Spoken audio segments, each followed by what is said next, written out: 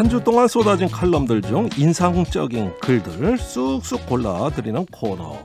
오늘은 변 칼럼 시간입니다. 전국 장애인 차별철폐운동연대 전장연의 변재원 정책국장, 어서 오세요. 안녕하세요. 네, 반갑습니다. 뵙고 싶었어요. 드디어 나오네요. 저번에 라디오 인터뷰를 하도 잘하셔서 감사합니다. 제가 제작진한테 한번 모셔와라, 그런 이야기도 하고 그랬는데 드디어 뵙습니다. 자, 우리 코너가 이렇게 화제가 되는 칼럼을 소개해주는 그런 시간이거든요. 오늘 변재인 국장께서 골라온 칼럼이 있다고요. 네. 오늘 소개해드릴 칼럼은 굉장히 재밌습니다. 두 편의 칼럼이거든요. 5월 21일 경향신문에 기업처럼 일하는 NGO 네. 이미경 환경재단 대표님이 칼럼을 썼더니 5월 31일에는 또다시 경향신문에서 기업이 되려는 NGO? 최효정님께서 또 칼럼을 썼습니다. 네. 이게 과연 무슨 사연이길래 열흘 사이에 두 편의 칼럼이 이렇게 주고받는지 한번 얘기 나눠보려고 합니다. 네, 그 두 칼럼은 논지가 상반된 일종의 논쟁적인 칼럼이 열흘 간격으로 실린 것 같거든요. 간단하게 얘기해서 그 핵심 논지가 뭡니까? 네, 간단하게 말씀드리면요. NGO, 그러니까 Non-Governmental Organization이라고 국내에서는 비정부 기구 이렇게 직역하는 것보단 시민단체 이렇게 표현을 할 수 있는데, 그렇죠. 한 칼럼은 시민단체도 이제 기업처럼 일하자라고 했고, 또 다른 칼럼에서는 조금 거칠게 얘기하자면 기업처럼 일할 거면 기업을 해라. 시민단체는 시민단체만의 특성이 있다. 이렇게 주장하는 내용이 서로 갈등을 빚었습니다. 네. 자, 기업처럼 해라. 그게 아니라 순수한 시민단체여야 안 된다. 이런 말씀이신데, 그러면 한번 좀 볼까요? 정부, 기업, NGO 이렇게 3자가 협업하는 걸 우리가 거버넌스라 그러거든요. 그러면서 이제 협치, 같이 한다. 이런 어떤 이야기들을 많이 하고 있는데, 그런데 막상 들어가면 이 3자, 정부, 기업, NGO 관계는 실로 복잡하죠. 네. 맞습니다. 아까 사회자님께서 거버넌스라고 얘기했는데요. 그 거버넌스의 키 버넌이라는 말이 사실 키를 돌린다는 뜻이에요. 네. 그러니까 키를 같이 돌리자. 이게 협치로 이제 국내에선 번역이 됐는데, 그렇군요. 한 사람이 아니라 여러 명에서 키를 같이 돌리자가 이 키버넌이 거버넌스가 됐습니다. 네. 그런데 참 이렇게 생각하시면 좋아요. 하나의 한 명의 조타수가 있다면 키를 원하는 대로 돌리면 되겠죠. 그런데 3명, 그러니까 정부, 기업, NGO가 서로 키를 돌릴 때는 뜻이 맞을 때도 있고 맞지 않을 때도 있습니다. 그렇죠. 제가 현직 활동가로서 한 가지 예를 들어볼게요. 네. 코로나19 속에서는 정부와 기업, 시민단체 모두 같은 곳을 바라보고 있습니다. 누구도 죽어서는 안 된다. 그렇죠. 그러니까 어떠한 위기가 생기면 우린 다 같이 힘을 내서 돕고 긴급 구호 물품도 돌리고 그리고 활동 지원도 한다. 이렇게 약속을 해서 거버넌스가 잘 발휘가 될 수 있는데요. 근데 이런 상황을 좀 상상해 보시겠어요?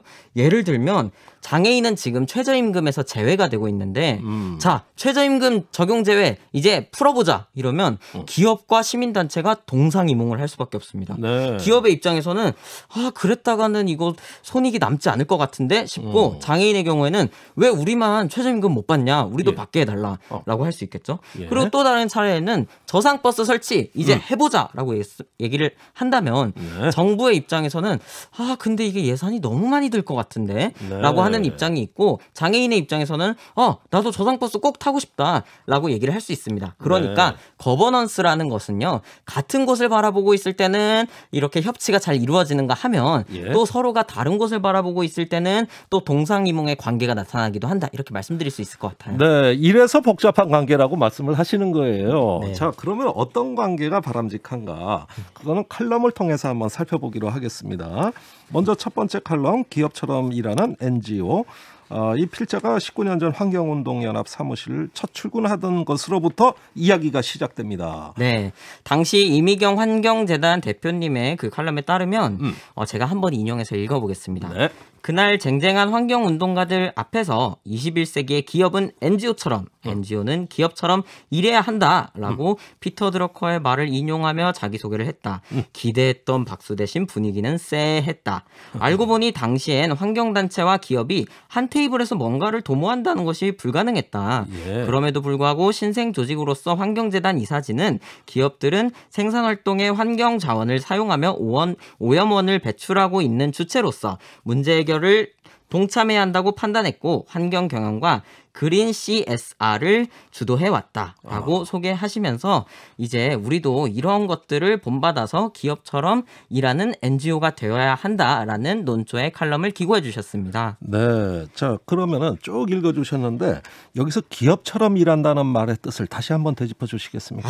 참 사실 이제 그 당시 이제 기고자님의 이제 생각을 제가 다 읽을 수는 없지만요. 네. 제가 읽을 땐 약간 두 가지가 있는 것 같아요. 예. 뭐냐면 첫 번째로는 우리 이제 효율성 극대화하는 일을 하자.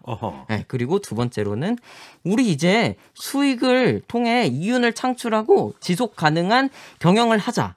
이렇게 그러니까 효율성의 논리가 하나가 있는 거고요. 예. 지속 가능함을 위한 이윤 창출이 하나가 있는 것 같습니다. 그렇군요.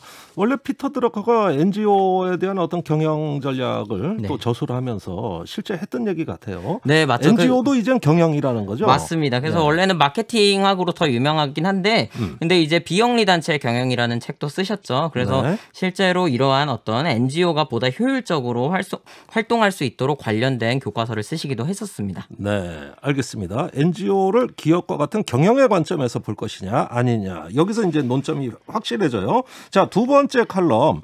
기업이 되려는 NGO라는 그런 상반된 논지네요. 소개해 주실까요? 네. 요 칼럼이 나오고 나서 5월 31일 날 최효정님께서 이제 반박 기고를 하셨는데요. 네. 이렇게 말씀하셨습니다. NGO가 기업이 되고 싶으면 그냥 기업을 하면 된다. 왜 굳이 헷갈리게 기업 같은 시민단체를 하려는 것일까? 한편으로는 주류 운동이 우리도 기업처럼 실력을 갖추고 성과를 내야 한다는 능력주의에 포섭된 결과이다.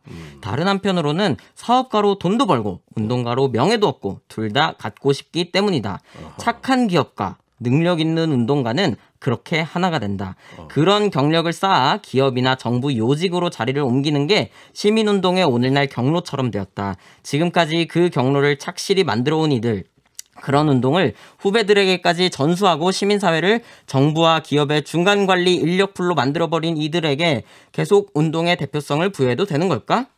시민운동의 이유와 목표와 원칙을 다시 물어볼 때이다. 네, 아주 그 분명하고 선명하게 반대 논지를 실었는데 이 논지는 결국 기업은 NGO는 경영이라기보단 견제에 충실해야 된다는 그런 뜻입니까?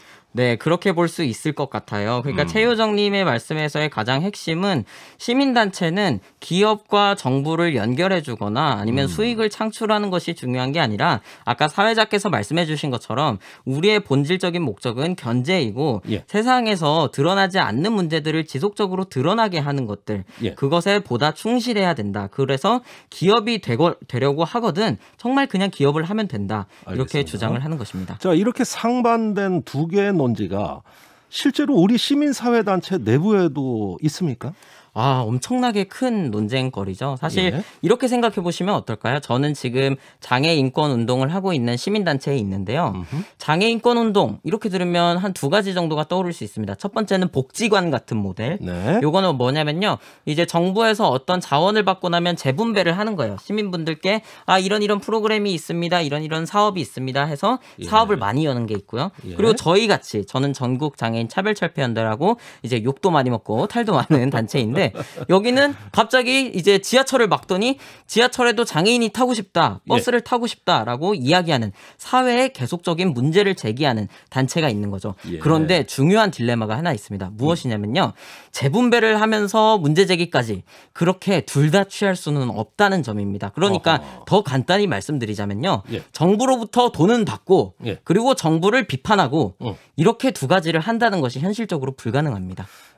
이게 복지사회로 가면서 생긴 현상 같아요. 옛날에 복지운동 하시는 분들은 정부가 복지사업이라는 게 없던 시절에 그 일을 하셨기 때문에 월급이란 것도 없고 활동가 개념이거든요. 근데 지금은 세상이 달라진 거 아닙니까? 네, 이제 정부 재정이 투입되니까. 맞습니다. 그리고 조금만 더 첨예한 그 사안이 있는데요. 사실 한국에서의 그 소수자 복지라던가 약자를 위한 복지들은 민간 위탁으로 많이 운영되었습니다. 특히 전두환 정부 때부터 그랬는데요. 네. 그러니까 국가가 당시에 모든 것을 다 책임지기는 너무 어렵다 보니까 예. 어린이집, 유치원, 복지관 등등 다 민간 단체에 넘겨준 것이죠. 예. 그래서 거기서 알아서 운영하고 정부는 최소한의 돈만 주겠다라고 예. 하다 보니까 이제 그러한 어떤 재분배 역할을 하는 복지관이나 어린이집, 유치원의 역할들이 이분들이 이제 시민사회로 이제 편입이 되면서 시민단체가 되기도 하고요. 그렇죠. 그리고 아예 정말 인권운동을 예. 하던 민주화를 부르짖던 시민단체가 또 있기도 하고요. 그렇게 계속 공생하면서 한편으로는 기업 같은 NGO, 예. NGO를 그냥 지향하는 NGO 이렇게 네, 같이 있는 게 아닐까 생각이 듭니다. 그러면은 지금 변국장께서 일하시는 예, 장애인 차별철폐연대 여기는 어느 쪽에 속합니까? 하하, 네, 저희는 한번 판단해 보시겠어요? 저희는 길바닥에 드러눕는 NGO인데요. 네. 저희는 어떤 NGO일까요? 기업 예. 같은 NGO일까요? 아마 아닐 것 같아요. 사실 네. 그런 지점에서요. 저희는 일부러 법인 등록도 지금 하지 않고 있는데요. 이렇게 얘기 들으면 뭐야 이게 무슨 이야기지 싶겠지만 그러니까 저희의 목소리를 보다 선명하게 하기 위해서 그러니까 예. 정부로부터 돈을 받으면서 정부를 비판하는 것은 굉장히 어렵고 불가능한 일이기 때문에 네. 저희는 시민분들의 소중한 후원금을 받고 정부 정책에 있어서 어떤 비판점이 있다면 그것을 지적하는 역할. 예. 네, 그래서 견제의 역할에 좀 더 충실한 시민단체다 이렇게 말씀드릴 수 있습니다. 예, 그 점은 잘 알겠는데요. 현실론도 있는 겁니다. 네. 그러니까 언론이 기업의 광고 받지만은 그 기업을 또 기사를 통해 비판하거든요. 그렇죠. 예, 이렇게 좀 유연성을 발휘할 수 없을까? 뭔가 좀 탄탄한 재정 위에서 일을 더 잘할 수 있을 텐데 이런 반론이 있을 수 있잖아요. 충분히 있을 수 있고요. 그리고 제가 무엇보다 드리고 싶은 말도 그건데, 그러니까 착한 사람, 나쁜 사람 이렇게 나누는 게 아닙니다. 시민사회의 입장에서도 네. 뭐 정부, 기업은 나빠, 우린 착해 이런 것이 아니라요.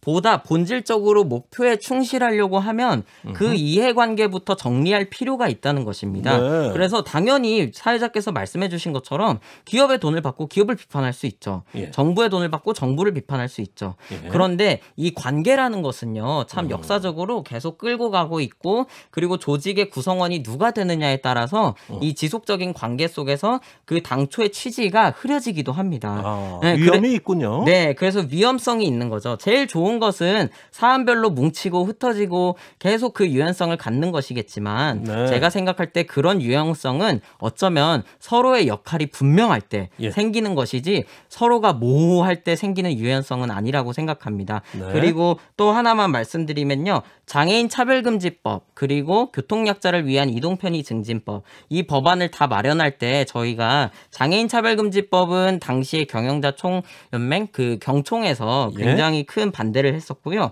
교통약자 이동편의 증진법은 정부가 굉장히 난색을 표했던 법안입니다. 예. 그러니까 이와 같이 어떤 재정이 들어가는 상황 속에서 우리가 그냥 모호하게 너도 친구 나도 친구 우리 모두 친구라고 하기보다는 예. 보다 우리가 과연 무엇을 위해 일을 하고 있는지 예. 그것을 생각하고 그 길을 가다가 이렇게 뭔가 코로나처럼 그 국가적 재난이 왔을 때는 예. 또 우리는 하나라고 생각하면서 같이 구호물품을 나누고 또 네. 이제 같이 어떤 이제 한국의 안전성을 위해서 같이 활동하는 그런 거버넌스가 저는 진짜 거버넌스가 아닐까 생각합니다. 그렇군요. 그러면 정부나 기업이 아니라면 이런 견제 역할에 충실한 시민단체, 시민들의 어떤 후원과 참여로 이루어져야 되지 않겠습니까? 네. 중요한 말씀이십니다. 그러니까 시민단체가 지속 가능하기 위해서는 사실 저는 여기서 그 앞선 칼럼에서 이미경 대표님께서도 그 결국은 두 가지 중 하나, 그러니까 수익을 통해서 우리 지속 가능하게 하자. 네. 그걸 위해서 뭐 채권도 팔아보고 뭐 M&A도 하고 다 해보자라고 예. 이제 주장을 하신 건데요. 그러니까 최대한 선의만을 뽑아내자면 지속 가능해야 된다라는 것이거든요. 네. 우리가 환경 운동을 하는 것이. 그런데 이제 시민단체가 시민단체로서 활동하기 위해서 어떤 기업 또는 정부의 지원을 받지 않고 가능하려면 결국은 많은 시민분들이 그러한 취지에 네. 동의하고 그리고 그런 후원 문화가 보다 활성화되어야만 보다 알겠습니다. 선명한 목소리가 진행될 것 같습니다. 결국은 시민단체를 살리는 것은 시민이군요. 맞습니다. 알겠습니다. 자, 오늘 날카로운 눈으로 살펴본 병칼럼 시간이었습니다. 변재원 국장 말씀 감사합니다. 네, 고맙습니다.